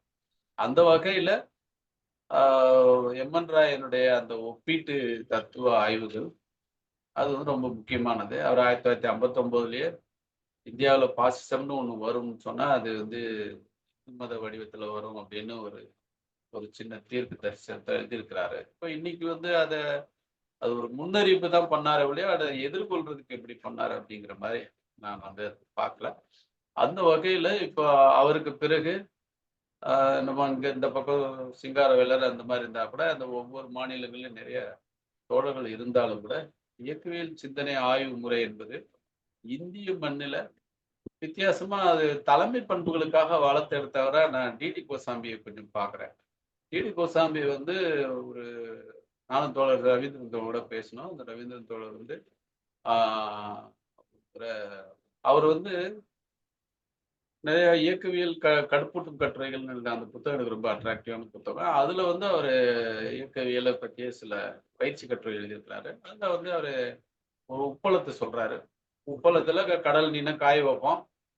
அதுல ஒரு ஒரிஜினல் உப்ப ஒரு பக்குவமான நேரத்துல அதை சேர்ப்போம். அந்த உப்பு சேர்த்த உடனே அந்த உப்பளம் முழுவதும் உப்பா மாறிடும். அந்த சேர்க்கிற உப்பு வந்து இன்டெலக்சுவல்ஸ். அந்த உப்பளங்கிறது சொசைட்டி. அப்போ இன்டெலக்சுவல் டுமாரோவா இருக்காங்க, நாளையா இருக்காங்க. அந்த இன்றுங்கிற அந்த உப்பளத்துல நாளையா இருக்கிற அறிவாளிகள் சேரும்போது மொத்தமும் நாளையா மாறுது. அது அடுத்த கட்ட அளவு மாற்றம், குணமாற்றம் அல்லது அடுத்த கட்ட வளர்ச்சிக்கா, அது ஒரு பாய்ச்சலுக்கு அது போகுது அப்படிங்கிற மாதிரியான அந்த இயக்கவியல் சம்பந்தமான விவாதங்கள்ல டிடி கோசாம்பிட்ட பேர் கிடக்கு. நான் அதையே கொஞ்சம் மாத்தி தோழர்கள்ட்ட பேசுவது வந்து உரம் வரும், தயிருக்கு உரம் ஊத்துற, பாலுக்கு உரம் ஊத்துறது கதையா நான் மாத்திருக்கேன். ஏன்னா சமையலறை விஷயங்கள் எல்லா பாலினத்துக்கும் வேகமா புரியும். நீங்க உப்புலங்கிற போது ஒரு குறிப்பிட்ட உப்பு காய்ச்சுற ஒரு தொழிலாளியினுடைய ஒரு ஒரு உழைப்பின் ஒரு பகுதியா இருக்காது. இப்போ இது வந்து மேலே எளிமையா இருக்குங்கிறதுக்காக நான் வந்து அந்த ஒரு பால் காய்ச்சி வைக்கப்பட்ட பாலுங்கிறது சமூகமாகவும், அதுல நம்ம உர ஊத்துறோம்னு சொல்லக்கூடிய சிறிதளவு தயிரை நம்ம அதுல சேர்க்கிறோம். அந்த பால் என்பது இன்றா இருக்கு. அந்த தயிர் என்பது நாளையா இருக்கு. தயிரை நம்ம ஊத்துன உடனே அந்த பால் முழுவதும் இன்றாக இருக்கிற பால் நாளையா மாறுது. அறிவாளிகளுக்கும் சமூகத்துக்குமான உறவு வந்து இந்த இந்த விஷயத்துல ரொம்ப அழகா நம்ம வந்து உணர்ந்துக்கலாம் அப்படிங்கிற மாதிரி என்னுடைய கருத்து. அது வந்து உங்களுக்கு வந்து அறிவாளிகள் தனியா இருக்கிறாங்க. நாங்க எங்களெல்லாம் பயன்படுத்திக்கல, கட்சி பயன்படுத்திக்கல, சமுதாயம் பயன்படுத்திக்கல. நாங்க இவ்வளவு பெரிய இன்டலெக்சுவல். அப்ப அது உரம் ஊத்துறதுங்கிறது வந்து ஓ அத வந்து இப்ப இன்னும் இன்ட்ரெஸ்டிங்கான சில உதாரணங்கள் கூட டிடி கோசாமி சொல்லியிருக்காரு. டிடி கோசாமி வந்து குளத்துல கல் எறியறத இயக்கவியல் விதியோட சமப்படுத்தி சில எடுத்துக்காட்டுகள் பண்ணியிருக்காரு. உதாரணமா என்னன்னா, ஒரு குளத்துல கல் எறிஞ்சோம்னா, அந்த கல்லை சுத்தி உருவாகிற முதல் வட்டம் வலிமையா இருக்கும். அடுத்த வட்டம் வலிமை குறையும். 3வது, 4வது வட்டங்கள் கரையை தொடும்போது வலுவிழந்துரும். இவர் வந்து அது ஒரு இயக்கத்துக்கான, அதாவது ஏறக்குறைய நிலைமறுப்புக்கு நெருக்கமா இருக்கிற உதாரணம் இது. அதாவது அவர் வந்து ஒரு இயக்கம் அல்லது ஒரு கருத்து ஒரு சமூகத்தில் அந்த குளத்தை வந்து நீங்க சமூகமா உருவாச்சுக்கங்க. அந்த குளம் வந்து நம்ம சமூகமாக கருதி கொண்டால் முதல்ல அந்த கல்லோ அல்லது இப்ப மூலதனம்ங்கிறது நான் முதலாளித்துவத்தின் மீது வீசிய வெடிகுண்டுன்னு சொன்னார் அவர். அப்படி அது பண்ணும்போது அல்லது ஒரு இயக்கம் உருவாகும் போது அந்த முதல் அதிர்வு என்பது வலிமையா இருக்கு. அடுத்த அது வந்து வலிமை குறைவா இருக்கு. அடுத்த 4 ஆட்டங்கள் அது வலிமை எடுக்கும். திரும்பவும் அது வரும். இப்ப இத வந்து இந்த உதாரணத்த குறிப்பானதும், சிறப்பானதும், பொதுவானதும்ங்கிற ஒரு விதி இருக்கு. இயற்பியல் விதியில. அப்ப எதுவுமே சமூகத்துல முதல்ல சிறப்பானதா ஸ்பெஷல் கேட்டகரியா வருது. அப்புறம் அது தன்னை நிலை நிறுத்திக்குது. தன்னை வலிமைப்படுத்திக்குது. அந்த சிறப்பான ஒன்று வந்து குறிப்பான அப்புறம் பொதுவானதா மாறும். எல்லா இடத்துக்கும் அதுவா மாறிடும். திரும்பவும் ஒரு சிறப்பானது உருவாகும். திரும்பவும் அது பொதுவானதாக மாறுகிறது. அப்போ இந்த மாதிரி வந்து இந்த விதியோட நாம டிடி கோசாமி சொல்ற விஷயங்களோட இது பண்ணலாம். தோழர்களே, இப்போ நான் வந்து ஒரு நிமிஷம் நேரத்தை பார்த்துக்கோங்க. ஓரளவு சமாளிச்சோம். தோழர்களே, அது இந்த இதோட நானு எனக்கு நெருக்கமா இருக்கிற தோழர்கள்ல நான் அட்ராக்ட் ஆன விஷயங்கள் பொறுத்த வரைக்கும் 2 நேரடியாக இணைஞ்சு வேலை செய்யற தோழர்கள் இயக்கவியலை சமூக மாற்றத்திற்கு எப்படி அப்ளை பண்றாங்கங்கிற விஷயத்துல 2 முக்கியமான ஆளுமைகள். ஒன்றா அவர் நம்ம தோழர் ரவீந்திரன் தோழர். இன்னொரு இவங்க வந்து பி.எஸ். கிருஷ்ணன். இந்த 2 பேர்ட்ட நான் என்னுடைய வாழ்நாள்ல பழகுன மூலமா நான் அட்ராக்ட் ஆயிட்டேன். இவர்கள் இயக்கவியல் ஆய்வு முறையை சமூக வளர்ச்சிக்கான அதை நாம நடைமுறையை பயன்படுத்துறதுல உங்களுக்கு வந்து ஒரு தோழர் ரவீந்திரன் அவர்களை பொறுத்த வரைக்கும் அவர் வந்து சாரி அவர் வந்து ஒரு பார்சியம் தோன்றியதிலிருந்து இந்திய சமூகத்துக்குள்ள வந்து சாதி சமூகமாக இருக்கிற இந்திய துணைக்கண்ட சமூகத்துல இலங்கை உள்ளிட்ட விஷயங்கள்ல அதை ஒரு தொகுத்து வழங்கியவராக நமக்கு இருக்கிறார். இப்ப அந்த வகையில வந்து நான் நேரடியா அறிமுகமாக அவருடைய வாசித்த வகையில அவர் அந்த மார்க்சிய விஞ்ஞானத்தில் தொடங்கி நான் நேரடியாக அறிமுகமானது இந்துத்துவாவும் இந்து விடுதலை நெறி. நான் முதல் சந்திப்பிலே நான் அவர்கிட்ட சொன்னேன், இந்த இந்து விடுதலை நெறிங்கிற ஒரு காயினேஜ் இருக்கு பாருங்க, அது ஒண்ணே போதுங்க உங்க பங்களிப்புன்னு சொன்னேன். அந்த வகையில அவருடைய கருத்துக்கள் ஒரு ஏறக்குறைய முழுமைத்தன்மை கொண்டவை. அவர் வந்து என்ன பண்றாரு அப்படின்னு சொன்னா, இப்ப நானு அவருடைய பழகிய தூண்டலுக்கு பிறகு நான் வந்து ஒரு சின்ன கனெக்ஷன் கூட போட்டேன். மார்க்ஸ் வாழும்போது உலகத்தினுடைய மக்கள் தொகை 100 கோடி, ஏறக்குறைய ஐரோப்பா 10 கோடி. அப்படி ஒரு சின்ன ஒரு தோராயமா கணக்கு போட்டேன். அதுல இப்ப இங்கிலாந்துல வந்து கார்ல் மார்க்ஸ் வாழ்றார். இங்கிலாந்து உலகின் தொழிற்சாலையா இருக்கு அப்ப. இப்ப சீனா எப்படி இருக்கு அப்படி. உலகின் தொழிற்சாலையாக இருக்கிற ஒரு இடத்துல இருந்துட்டு அவர் தன்னுடைய மூலதனத்துல அவர் எழுதுறாரு. அவர் வந்து நான் ஜெர்மன் மொழியில தான் எழுதுறேன். ஆனா வந்து முன்னேறிய உற்பத்தி உறவுகளை பத்தி நான் எழுதுறேன். ஆனா ஜெர்மன் இங்கிலாந்து அளவுக்கு முன்னேறல இன்னும். நாளைக்கு தான் அதை புரிஞ்சுப்பாங்கிற மாதிரி சொல்றாரு. இப்ப அது மாதிரி அவருக்கு இங்கிலாந்தை புரிதல், ஜெர்மனியை பற்றிய புரிதல், வந்துவே பார்க்காத இந்தியாவை பற்றிய புரிதல், இது எல்லாமே அவரு ஏன்னா நீங்க இந்த இடத்துல வந்து அந்த அளவுக்கு அவருக்கு புரிதல் எப்படி வந்ததுங்கிறதுக்கான மர்மத்தையும் அல்லது அந்த அங்கீகாரத்தையும் நம்ம சிலாய்க்க வேணாம். எங்கெல்ஸ் கொடுக்குறாரு. நீங்க நினைவு குறிப்புகள்னு அவரை பத்தி ஒரு புத்தகம் இருக்கு, மார்க்ஸ் எங்கெல்ஸ் பத்தின்னு. அதுல பாத்தீங்கன்னா கார்ல் மார்க்ஸ் மருமகன்ட்ட அவர் சொல்றாரு எங்கெல்ஸ், கார்ல் மார்க்ஸே பிறக்கலைன்னா கூட மார்க்ஸையும் பிறந்துடும். என்ன ஒரு 10 15 பேர் வந்து துண்டு துக்கானியா செய்வாங்க, ஒட்டு போடுற வேலை மாதிரி நடந்திருக்கும். இது கார்ல் மார்க்ஸ், இந்த கொட்டேஷன் நான் எடுத்து தமிழ் பண்ணியிருக்கேன். அது வந்து உங்களுக்கு ஆனா மார்க்ஸுக்கு மட்டும்தான் வந்து இந்த அவருக்கு முன்னாடி இருந்த உலக அறிவு அனைத்தையும் இன்றைய தேவைகளுக்காக அதை தொகுத்து காட்டி அதை வந்து கொடுக்கிற திறன் இருந்தது. அவரோட ஒப்பிடும்போது நாங்கள் ஒரு அறிவாளிகள் தான், எங்களோட ரொம்ப உயரமா இருந்தார். இது வந்து அவருடைய பணிவான விஷயம். இப்ப நான் வந்து இதை 2 விஷயத்தை இதுல இருந்து கொண்டு வரேன். ஒண்ணு வந்து ஒரு தலையீடு என்ற முறையில இயக்கவியல் ஆய்வு முறையில யுனிவர்சல் கனெக்ஷன் இன்டராக்ஷன்ங்கிறதுல அந்த இன்டராக்ஷன்ங்கிற அந்த பார்ட்ல கார்ல் மார்க்ஸே ஒரு தலையீடாக இருந்தார், மார்க்சிசமே ஒரு தலையீடாக இருந்தது. அந்த தலையீடு சம்பந்தமான பயிற்சியில தான் இன்றைய புதிய தலைமுறை கூடுதல் கவனம் செலுத்தணும் அப்படிங்கிற ஒரு வேண்டுகோளை நான் இந்த கூட்டத்துல நான் வந்து வைக்கிறேன். அதே நேரத்துல எங்கெல்ஸ் வந்து எப்படி எல்லாத்தையும் தொகுத்து வழங்கினாரோ அது மாதிரி அந்த இடத்துல நான் ரவீந்திரனை கருதி கொள்கிறேன். ரவீந்திரனை பொறுத்த வரைக்கும் அவர் வந்து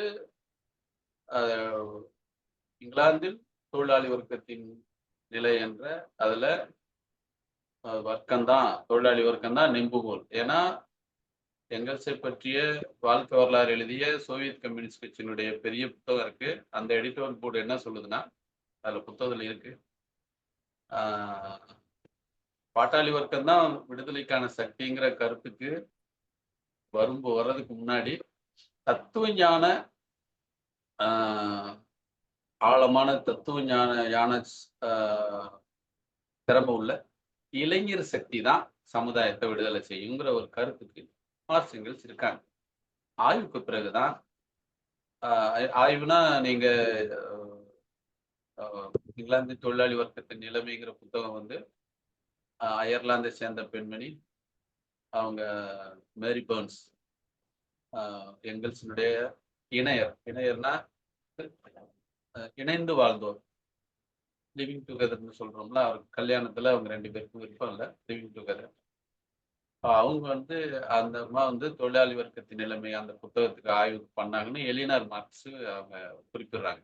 அவங்க அந்த இதுல இருந்து தான் இது பெரும்பான்மையா இருக்கு. இது முதலாளித்துவத்தால் சுரண்டப்படுது. அப்ப இதுதான் சமூக மாற்றத்தோட ஒரு நெம்புகோல் அப்படிங்கிற கருத்து முடிவுக்கு வர்றாரு. அதான் அந்த முன்னணி படைங்கன்னு இன்னைக்கு பேசக்கூடிய பாட்டாளி வர்க்கம் அப்படின்னு பேசக்கூடிய இந்த விவாதத்திற்கான விதை அது. இப்போ அந்த இடத்துல வந்து உங்களுக்கு வந்து அதுக்கப்புறம் விவசாயிகளை அதில் இணைப்பது சம்பந்தமான ஒரு இது நேச சக்தியா எப்படி இணைப்பது சம்பந்தம் பிரான்சில் இருக்க போராட்ட தோழர் சுகுமாரன் பிரான்சிஸ் இருக்காங்க. இப்போ அங்க அந்த கருத்து மேலும் இணைப்பு பெறுது. அப்புறம் ரஷ்யாவுக்குள்ள வரும்போது தேசிய பிரச்சனைகள் வந்திருக்கும். அப்ப அதுலதான் சுயநிர்ணய உரிமை என்ற இதை கோட்பாட்டை உருவாக்குறாரு. இப்ப அந்த வகையில ரவீந்திரன் தோழர் இந்த எல்லா அனுபவத்தையும் தொகுத்து சீனத்துக்குள்ளே அது இயங்குற முறையை தொகுத்து இங்க இந்திய துணைக்கண்டத்தின் சாதி சமூகத்துல தேசிய இனங்கள் எப்படி இயங்குது அப்படிங்கிற மாதிரி அவர் வந்து ஒரு திணை அரசியல்ங்கிற ஒரு கோட்பாடை அது உருவாக்கியிருக்கிறார். இதெல்லாம் முழு சமூக சிகிச்சை என்னன்னா இந்த மார்க்சிசத்தில் இந்த இயக்கவியல் ஆய்வுமுறையின் பயணப்பாதை அனைத்தையும் உள்வாங்கிய ஒரு சமூகத்தை முழுதாக புரிந்து கொண்ட ஒரு அணுகுமுறையா அது இருக்கணும் என்பதுதான் அவங்களுடைய கருத்து. இப்ப இந்த இடத்துல நான் இயக்கவியல் ஆய்வு முறையை வந்து அவருடைய ரொம்ப இன்ட்ரெஸ்டிங்கான லெனினுடைய சில விஷயங்களையும் உங்க கவனத்துக்கு கொண்டு வரேன். அது ரஷ்ய புரட்சி அவரை எப்படி வந்து இது பண்ணாருன்னா டயலக்டிக் ஆய்வு முறையோட தான் கனெக்ட் பண்றாரு. ஏகாதிபத்தியத்தின் பலவீனமான கண்ணிய உடைச்சவன்றார். இது வந்து இந்த இந்த இடத்துல மட்டும் அவர் சங்கிலிய உவமை காட்டல. ஏகாதிபத்தியத்தை ஒரு சங்கிலியா அவர் கருதுறாரு. அதுல இருக்கிறதுல வீக்கா ரஷ்யா இருக்கிறத அவர் பாக்குறாரு. அதனால அவருடைய இது என்னவா இருந்ததுன்னா அந்த முதல் உலக போரை வந்து அவர் வந்து மற்றவங்க எல்லாம் தேசபக்த போர் பாகிஸ்தான் பயங்கரவாத நாடு பாகிஸ்தான் சொல்லிட்டணும். ஜெர்மனி ரஷ்யா வந்து பயங்கரவாத நாடு அப்படின்னு ஜெர்மன் கம்யூனிஸ்டுகளுக்கு கொதிக்க வேண்டியதில்லை. ரஷ்யன் கம்யூனிஸ்டுகள் கொதிக்க வேண்டியதில்லை. இது காலனி ஆதிக்கத்தினுடைய போர் தங்களுக்குள் உலகை பங்கிட்டுக் கொள்வதற்காக பண்றாங்க. இப்ப நீங்க வந்து இந்த போரை உள்நாட்டு போரா மாத்துங்க அப்படிங்கிற விவாதத்தை அவர் பண்றாரு. இப்போ அந்த முதல் உலக போர் வந்து 2வது அகிலத்தையே தகர்த்துருச்சு. லெனினுடைய 2ஆம் அகிலத்தின் தகர்வு புத்தகத்தை படிச்சு பாருங்க. தகர்த்துருச்சு. அவர் அப்போ எங்கெல்ஸுக்கு பிறகு பொறுப்பேற்ற காவ்ஸ்கியை வந்து ஒரு காலத்துல மதிப்புமிக்க தலைவராக கருதுனவரை ஓடுகாலின்னு எழுதுறாரு லெனின். இப்போ அந்த பக்கம் அப்போ அந்த முரண்பாடுகள் வரும்போது அதை அந்த டயலக்டிக்கல் ஆய்வு முறையை கரெக்டா அப்ளை பண்ண முடியலைன்னா வடிவத்துல இடதுசாரிகளாகவும் உள்ளடக்கத்துல வலதுசாரிகளாகவும் மாறிடுறத லெனினே ஆரம்பிச்சு வைக்கிறார். இப்போ அந்த அந்த முறையில வந்து அந்த விஷயத்துல இந்த சங்கிலியை ஊமையா காட்டுறதுல லெனின் என்ன சொல்றாருன்னா ரொம்ப முக்கியமான விஷயம். வரலாற்று சம்பவங்கள் எல்லாமே ஒன்னோட ஒண்ணு இணைஞ்சிருக்கு. நீங்க இந்த தொடர்புகள் விஞ்ஞானம்னு எங்கல் சொல்றதை இதை ஞாபகம் வச்சுங்க. வரலாற்று சம்பவங்கள் எல்லாம் ஒன்னோட விட இணைஞ்சிருக்கு. அதுல நாமனா கம்யூனிஸ்ட் மார்க்சிஸ்ட் அல்லது தொழிலாளி நாம எந்த கண்ணிய நம்ம வந்து ஒரு கண்ணில இருந்து ஒரு கண்ணிக்கு தாவி செல்லுவதற்கான லாகவமா இருக்கணுமா, அது ஒண்ணு. ஆனா எந்த கண்ணியை நீங்க இருக்கப்பட்டுனீங்கன்னா மொத்த சங்கிலியும் உங்க கட்டுப்பாட்டுக்குள்ள வரணுமோ அந்த கண்ணியை அடையாளப்படுத்தி கைப்பற்றணுமா.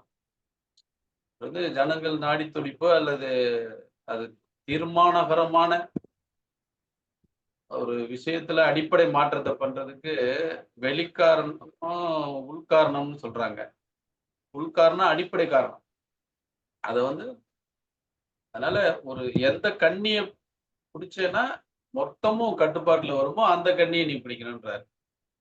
பிடிச்ச அடிச்சதுனாலதான் ஏகாதிபத்தியத்தின் பலவீனமா கண்ணியை உடைச்சேன்றார். இது எல்லாமே இயக்கவியல் ஆய்வு முறையினுடைய அரட்டைகளாக இதுல ஒரு கோட்பாடுகளாக இருக்கிறத உங்க இந்த கூட்டத்தின் மூலமா கொண்டு வரேன். இப்போ அந்த வகையில ரவீந்திரன் அவர்கள் இந்த அனுபவத்தை எல்லாம் உள்வாங்கித்தான் நீங்க வர்க்கம் மட்டும் பேசி பகுதியை மட்டும் பார்க்காதீங்க, முழுமையில பகுதியை பாருங்கன்னு சொல்றாங்க. இயக்கவியல் ஆய்வு முறையில நீங்க முழுமையில பகுதியை பார்க்கணும். அந்த முழுமையும் தொடர்ந்து மாறிக்கொண்டிருப்பதாகவும் எண்ணற்ற தொடர்புகளாய் பிணைந்திருப்பதாகவும் பார்க்கணும். இதுதான் இயக்கவியல் ஆய்வுகளுடைய சரியான புரிதல். அப்ப அந்த புரிதலோட தான் எல்லா சிறப்புமிக்க சாதனைகள் செய்யப்பட்டிருக்கு. இதுல நான் புதிய தலைமுறைக்கு என்னுடைய வேண்டுகோளா இருக்கிறது, இதுல நீங்க கவனம் செலுத்தி வைங்க. அப்படி வைக்கலைன்னா என்ன ஆகும்? அதுக்கு மிக சிறந்த ஒரு உதாரணம் பேராசிரியர் அருணன் அவர்கள். அருணன் வந்து நான் மதிப்புமிக்க தோழர், நிறைய எழுதியிருக்காங்க. அவங்க வந்து மார்க்சியமும் புதிய நூற்றாண்டும்னு 1999 ஒரு புத்தகம் எழுதினாங்க. அது வந்து 99ல எழுதும்போது லெனின் அவசரப்பட்டு புரட்சி பண்ணிட்டாரு. படிப்படியா தான் வளர்ச்சி போகும். ரஷ்யாவுல புரட்சி பண்ண தப்புன்னு எழுதியிருக்காரு. இது வந்து அளவு மாற்றம், குணமாற்றம், படிப்படியான மாற்றம் தான். அதாவது அவர் என்ன சொல்றாருன்னா, ஒரு உதாரணத்துல காய் எவ்வளவு ஆனாலும் தடியால் அடிச்சு கனி வைக்க முடியாதுன்னு சொல்றாரு. அவரு பாவம். அவர் வந்து கம்யூனிஸ்ட் கட்சி அறிக்கையில 1981ல 1881ல மார்க்ஸ் எங்கெல்ஸ் வந்து அதை டீல் பண்ணியிருக்காங்க. அதுக்கு முன்னாடியே அவங்கள அந்த சிந்திக்க வைக்கிறதுக்கான இது அந்த மண்ணுக்குள்ள இருந்து வந்திருக்கு. அவங்க இப்படி சொன்னாங்க. இந்த விஷயங்கள் எல்லாம் அவருடைய ஆய்வுக்குள்ள வரல. நீங்க வந்து அரைகுறையா ஏதாவது ஒரு இயக்கவியல் சிந்தனை முறையினுடைய ஒட்டுமொத்தத்தை நீங்க பயன்படுத்தணும். மொத்த ஜோஸ. எதனா ஒரு பகுதியை இயக்கவியல்ல ஒரு பகுதியை எடுத்து அப்ளை பண்ணி ஆய்வு பண்ணீங்கன்னா, அ தவறான முடிவுகளுக்கு போவீங்கங்கிறதுக்கு தமிழ் மண்ல பேராசிரியர் அருணன் மிகச்சிறிய உதாரணம். ஆனா நம்ம அவருக்கு நன்றி செலுத்தணும். இப்படி விவாதிக்கிறதுக்கான ஒரு எடுத்துக்காட்டையாவது அவர் வச்சுட்டு போயிருக்காரு. அந்த புத்தகத்த அவரு திருப்பி பப்ளிஷ் பண்ணல.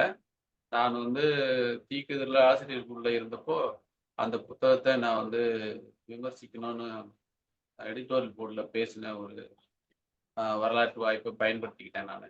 அந்த வகையில தோழர்களே, நல்ல உதாரணம் என்பது தோழர்களே, இந்த முழு முழு சமூக சக்தி என்ற முறையில இது முழுமையாக கணக்கில் எடுத்து, அதில் நடந்த எல்லா மாற்றங்களையும் தேசிய இனங்கள் என்றதும் ஒரு தனி சக்தியாக இருக்கிறதும், சாதிகள் எப்படி ஒரு பொருள்வகை உறவாக அது ஒரு யூனிட்டா அது தனிச்சு இயங்குது. அது வெறும் மனசுக்குள்ள மட்டும் இல்ல. ஏன்னா கெகல் என்ன சொல்றாருன்னா, எல்லாமே மனசுக்குள்ள இருக்கு.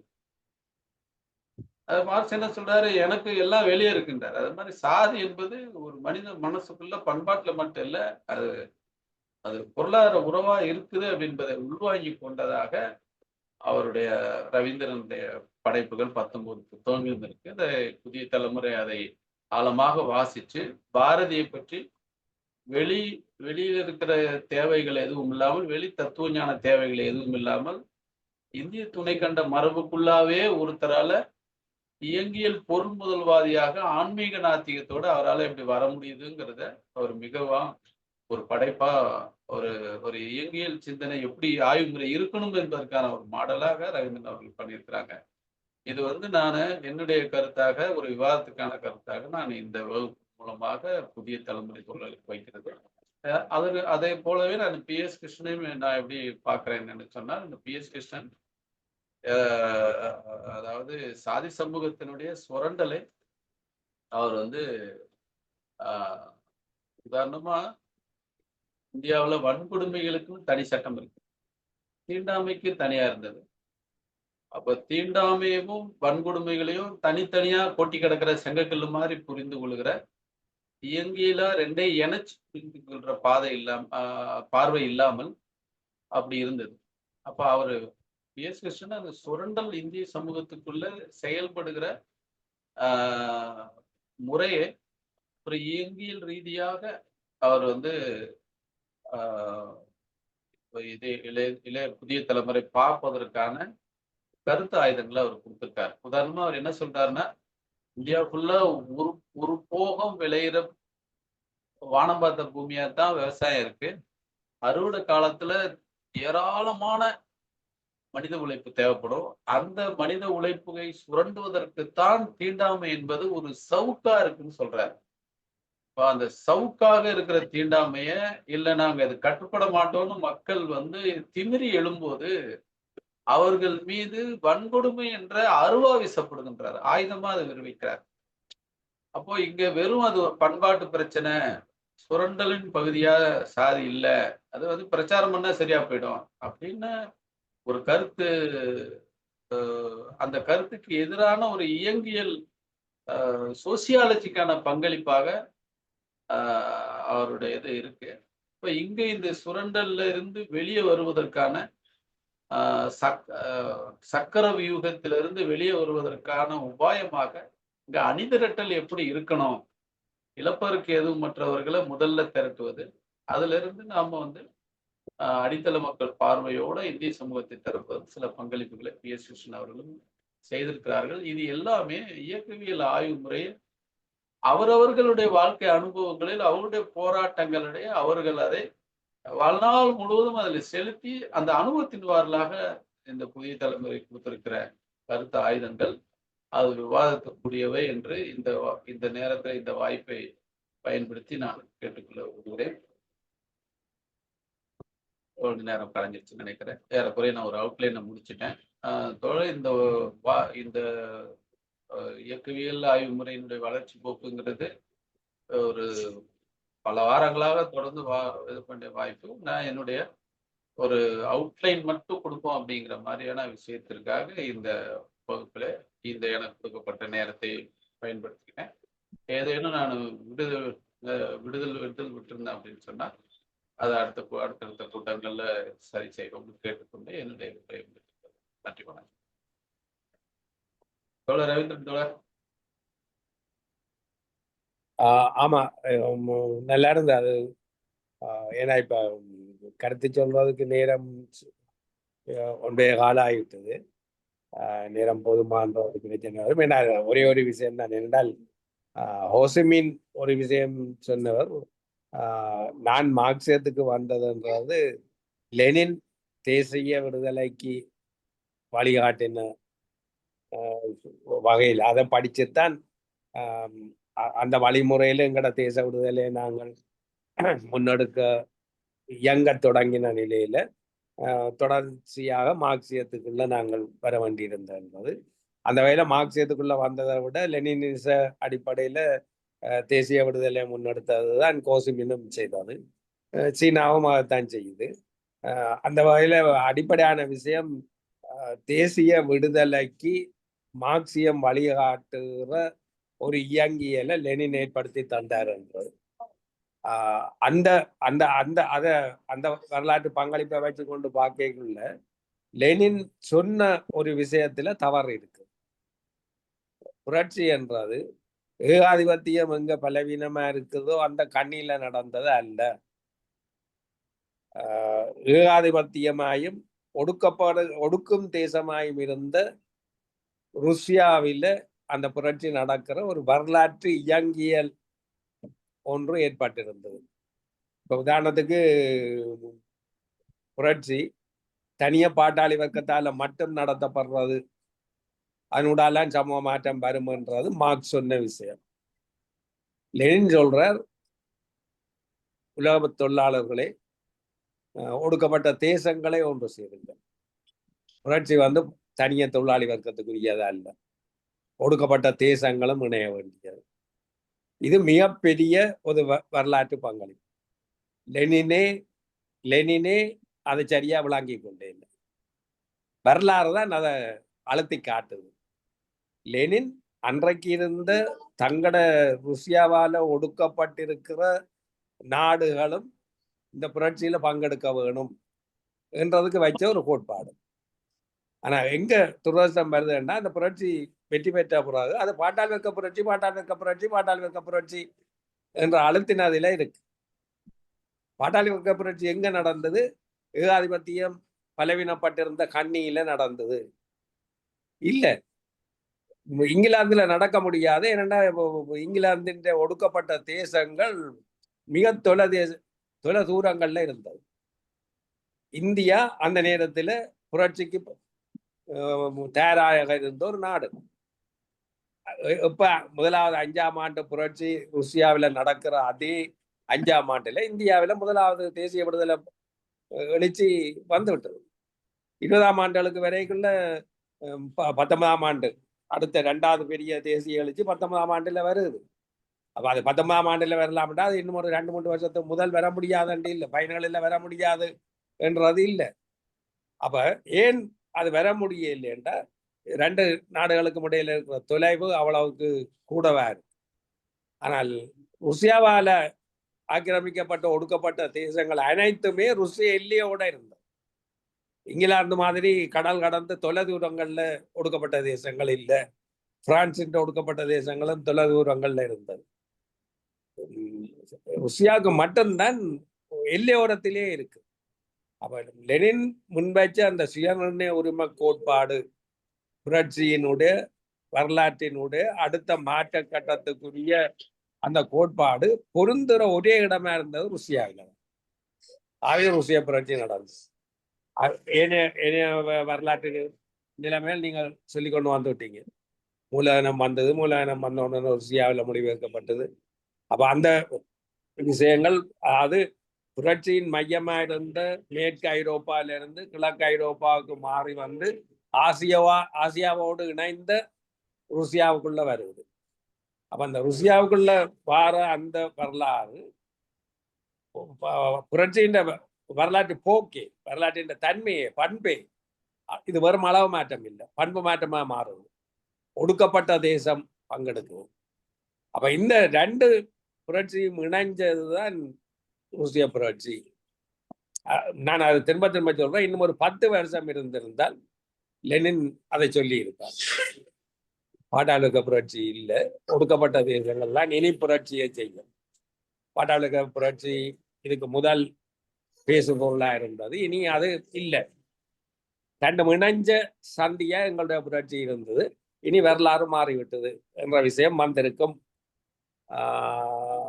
அப்ப அந்த வகையில தான் சீன புரட்சி பிறகு வருது, வியட்நாம் புரட்சி கொஞ்சம் பின்னுக்கு போகுது.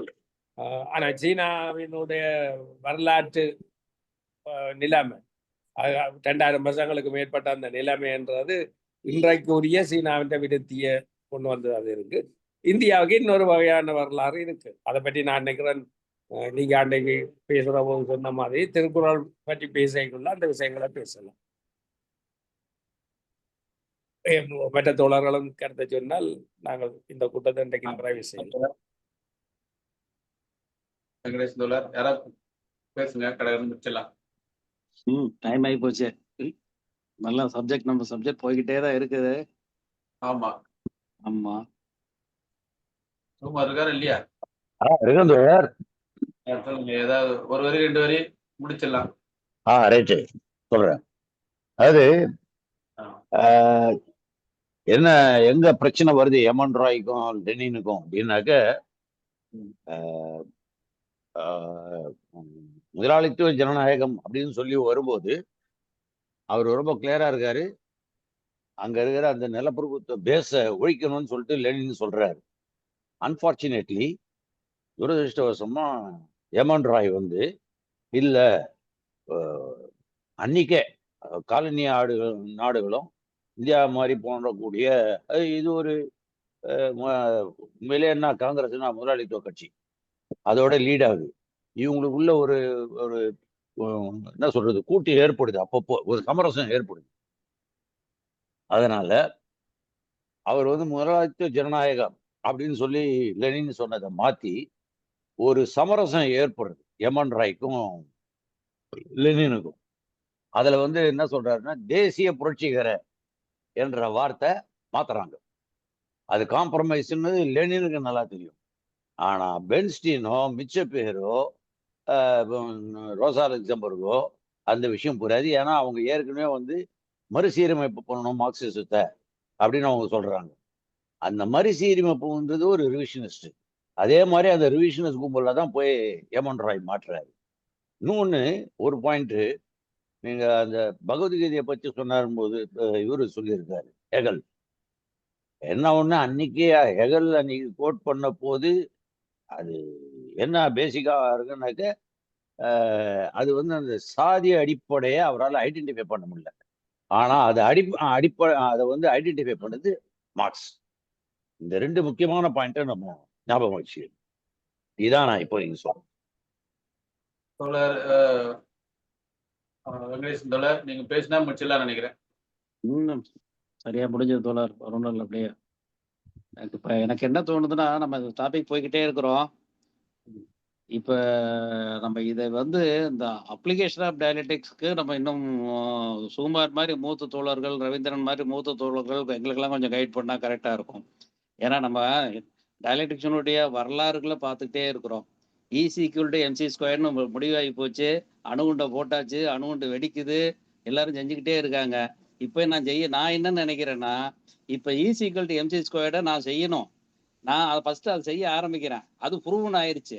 அதை ப்ரூவன் பண்ணிக்கிட்டு இருக்கும்போதே அதுக்கப்புறம் இது வந்து எம்சி ஸ்கொயர்ல ஏதாவது கரெக்ஷன் பண்ண முடியுமா, வேற ஏதாவது பண்ண முடியுமாங்கிறதெல்லாம் நான் அப்புறம் பார்த்துக்கிட்டே இருக்கலாம் இந்த வரலாறுகளை.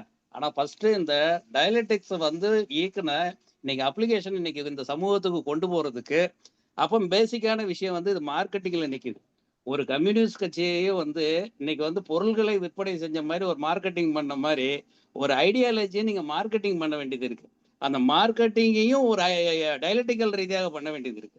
அப்ப நான் யோசிக்கிறது பெரியமான டைம் வந்து நான் அந்த மூத்த தோழர்கள்ட்ட எதிர்பார்க்கறது வந்து இதுதான். இப்போ வந்து நம்ம வந்து இப்போ அமித்ஷா வந்து எடுத்துக்கிட்டீங்கன்னா ஒண்ணுமே கிடையாது அவன்கிட்ட. அவன் சிறந்த ஒரு மார்க்கெட்டிங் வியாபாரி. ஆனா வந்து ஒரு தத்துவத்தை அவனால விற்பனை செஞ்சுட்டு போயிடுறான். ஒரு ப்ராடக்டை வித்துட்டு போயிடுறான். அது ப்ராடக்டா இல்லை, அது வந்து அது ஒரு தத்துவத்தை அவன் எளிமையா வித்துட்டு போயிடுறான். ஆனா இந்த டயலெக்டிக்கல் அப்படிங்கிறத வந்து நம்ம சொன்னீங்க, அருமையாக சொன்னீங்க. உள்ளதை உள்ளபடி பளிச்சென பார்க்கும் அறிவியல் பூர்வமான அணுகுமுறையை இயக்கவியல். அவ்வளவுதான். இதுக்கான அன்னைக்கு தோழர் நீதிராஜன் சொல்லும்போது சொன்னீங்களா, உள்ளதை உள்ளபடி பளிச்சென பார்க்கும் அறிவியல் பூர்வமான அணுகுமுறை. இந்த அணுகுமுறையை நம்ம வந்து எப்படி சொல்லிக் கொடுக்க போறோம்? இன்னைக்கு நம்ம சொல்லிக் கொடுக்கறதுக்கு என்ன மெத்தட் இருக்கு? நம்ம ஹெகலை படிக்கலாம், எல்லாத்தையும் சொல்லலாம், அதெல்லாம் பிரச்சனை இல்லை. நாம் கட்சியில வந்து 100 வருஷமா இதுதான் பண்ணிக்கிட்டு இருக்கிறோம். அதனால நாம இப்ப வந்து இந்த இயல்புடைய நோக்கம் நம்மளுடைய இதெல்லாமே வந்து இதையெல்லாம் மீறி இதை உடைச்சு வெளியே கொண்டு போறதுக்கு ஹெகல் எல்லாம் கொண்டு சொன்னோம்னா இன்னைக்கு எல்லாம் யூத்தை கொண்டு வர முடியாது. இன்னைக்கு யூத்தை நம்ம கொண்டு வர்றதுக்கு மார்க்கெட்டிங் பண்ண வேண்டியது வந்து இப்படி ஒரு ஐடியாலஜி நீங்க பண்ணணும்னா பேசிக்கா வந்து மார்க்கெட்டிங்க்கு வந்து 4 டேம் தான். எய்டா அப்படிம்பாங்க. AIDA. ஏனா அட்ராக்ஷன், ஈனா இன்ட்ரெஸ்ட், டீனா டிசையர், ஏனா ஆக்ஷன். இந்த 4 தான். இந்த 4 வந்து நீங்க எதுக்கு வேணாலும் அப்ளை பண்ணலாம். நீங்க உங்க ப்ராடக்ட்டுக்கு அப்ளை பண்ணுங்க, ஒரு பொலிட்டிக்கல் பார்ட்டிக்கு அப்ளை பண்ணுங்க, ஒரு யூத் விங்க்கு அப்ளை பண்ணுங்க. அப்ளை பண்ணா ஒரு ஐடியாலஜிக்கு அப்ளை பண்ணுங்க. இந்த 4த்தையும் அப்ளை பண்ணீங்கன்னா வந்துடும். அதை நோக்கி தான் நம்ம வந்து போகணும். அதுக்கு நம்ம என்னெல்லாம் பண்ணலாம்? அப்போ இந்த ஒரு அட்ராக்ஷனுக்கு ஏங்கிறது அட்டென்ஷன். ஃபர்ஸ்ட் வந்து அவங்களுடைய நம்ம இந்த ஐடியாலஜியை நோக்கி ஒரு யூத்தையோ யாரோ ஒருத்தங்களை வந்து ஃபர்ஸ்ட் வந்து அவங்களோட வந்து அட்ராக்ட் பண்ணணும். அவங்களோட அட்டென்ஷனை நம்ம பக்கம் திருப்பணும். அண்ட் 2வது திருப்பின அட்டென்ஷனை வந்து அவனை வந்து அதுல வந்து இன்ட்ரெஸ்டா மாத்தணும். அந்த இன்ட்ரெஸ்ட்டை வந்து அடுத்தது வந்து அவனுடைய டிசைரை மாத்தணும். அதுக்கப்புறம் நம்ம ஆக்ஷனுக்கு போகணும். அப்ப எந்த ஒரு மோசமான தத்துவமா இருக்கட்டும், ஒரு மோசமான ஒரு இதா இருக்கட்டும், இதுதான் வந்து இந்த மார்க்கெட்டிங்கான பேசிக்கான ஒரு இது. இந்த இது வந்து கோட்பாடா கூட நான் ஃபீல் பண்றது சரியா தப்பா தெரியல.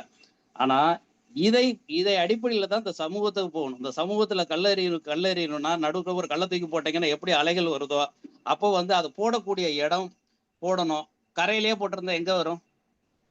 நடுக்கடல போட்டா தானே வட்ட வட்டமா வரப்போகுது, அலை வரப்போகுது. நீங்க கரையில உட்காந்துக்கிட்டே கரையில நொங்குன்னு போட்டுக்கிட்டு இருந்தா அலையெல்லாம் ஃபார்ம் ஆகாது. அப்ப போடக்கூடிய விதங்கள், அந்த அடித்தட்டு மேல் கட்டுமானம் பார்க்கும்போது அந்த அடித்தட்டுல புரிஞ்சுக்கக்கூடிய பிரச்சனையே இங்க வந்து அடித்தட்டுல தான் இருக்கு. இந்த மேல் கட்டுமானத்துல தான் நம்ம பேசிக்கிட்டே உட்காந்துட்டு இருக்கோம். இந்த அடித்தட்டம் எப்படி இருக்குங்கிறத உள்வாங்கிக்கல. நம்ம 100 வருஷம் போயும் இந்த கட்சி நாம உட்பட அந்த கட்சியை இன்னும் உள்வாங்கி கொள்ளை. இந்த அடித்தளம் எப்படி இருக்குது என்கிறத உள்வாங்கிக்கொள்ளாமையே நீ நாள்தோறும் போராட்டங்கள் நடத்திக்கிட்டு இருக்கிறோம். நாள்தோறும் இவைகள் என்னை பொறுத்த வரைக்கும் நூற்றுக்கணக்கான தோழர்களுடைய உழைப்பு நேரங்கள் வீணடிக்கப்பட்டுக்கிட்டு இருக்கதா நான் நினைக்கிறேன். ஆக இதற்கான ஒரு தத்துவமா வாங்க அப்ளிகேஷன் ஆஃப் டயலெக்டிக்ஸ்க்கு. அதாவது இப்ப வந்து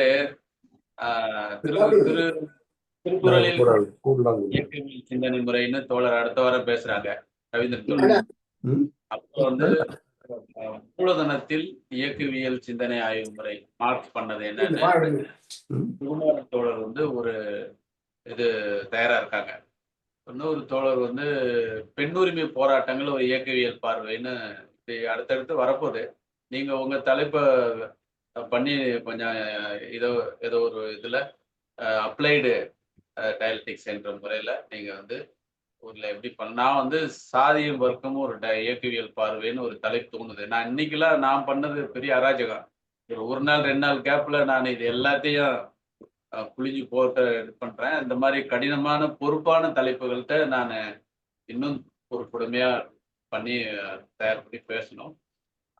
இது ரொம்ப வாஸ்ட் தலைப்பு. அதை ஒரு அவுட்லைனா வந்து 1 மணி நேரத்தை 40 நிமிஷத்துல கொண்டு வந்துருக்கேன். அதனால நீங்களும் இந்த மாதிரி வந்து உங்களுக்கு 2 3 தலைப்பு தயார் பண்ணீங்கன்னு நான் கேட்டுக்கிறேன். கூட்டத்தை முடிச்சிடலாமா? நன்றி தோழர், நன்றி. ரைட். அனைவருக்கும் நன்றி தோழர். ஆனா வெங்கடேசன் சொன்னது கரெக்ட். நான் ரெக்கார்டிங் நிப்பாட்டேன். ரைட். Hello, okay. ஹலோ, சொல்லுங்க தோழர் வெங்கடேசன். தோழர் சுமர் தோழர் இருக்கேன். சொல்லுங்க தோழர்.